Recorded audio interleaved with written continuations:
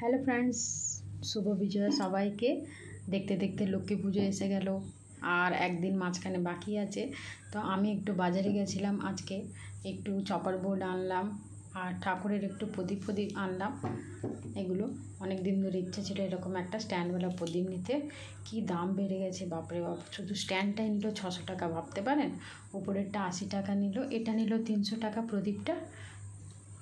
এবার একটা ঘটিও নিলাম ছোটোটা, এর সাথে আমপল্লব নিলাম আর একটা ডাবও নিয়ে নিলাম।